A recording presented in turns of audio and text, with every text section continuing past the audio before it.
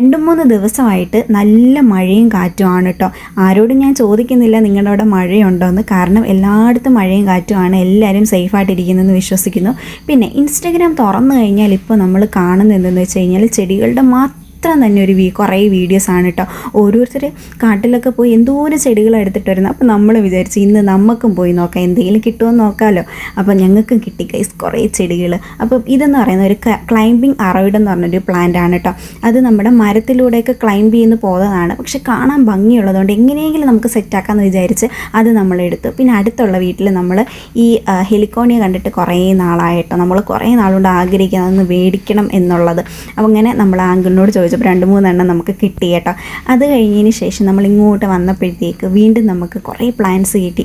ഈ സിങ്കോണിയം വഴിയിൽ വെച്ച് നമുക്ക് കിട്ടിയതാണ് കേട്ടോ. കിട്ടില്ല, ഒരുപാട് അവിടെ ഉണ്ടായിരുന്നു, ഇഷ്ടം പോലെ. അപ്പോൾ അതിൻ്റെ നമ്മൾ 2-3 പീസ് എടുത്ത് കേട്ടോ.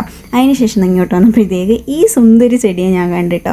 എന്ന് വെച്ചാൽ നിറയെ പൂ ഇടുന്ന മുള്ളിൻ്റെ ഇടയിൽ വളരുന്ന ഒരു ചെടിയാണ് ഈ സാധനം. കോറൽ വൈൻ എന്നാട്ടോ ഇതിൻ്റെ പേര്. അങ്ങനെ ഇത് ഞാൻ ഒരു ചേച്ചി ഇൻസ്റ്റയിൽ ഇട്ടേക്കുന്നത് ഞാൻ കണ്ടു. വെള്ളത്തിലിട്ടിട്ട് വളരുമെന്നാണ് പറയുന്നത്.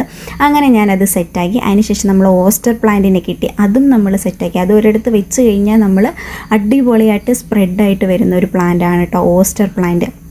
ഈ സിങ്കോണിയ ആൽബം സിങ്കോണിയത്തിൻ്റെ ഒരു വെറൈറ്റി ആണ് കേട്ടോ. അടിപൊളിയാണ് നേരിട്ട് കാണാനായിട്ട്. നിങ്ങൾക്ക് വീഡിയോയിൽ എത്ര ക്ലാരിറ്റിയിൽ കാണാൻ പറ്റുന്നതെന്ന് എനിക്കറിയത്തില്ല, പക്ഷേ കിഡിലുമാണ്. നമുക്ക് വീടിനകത്ത് സിങ്കോണി ഇല്ലായിരുന്നു, അങ്ങനെ വീടിൻ്റെ അകത്തോട്ട് സെറ്റാക്കി. പിന്നെ ഹെലിക്കോണി ഇങ്ങനെയും സെറ്റാക്കി കേട്ടോ.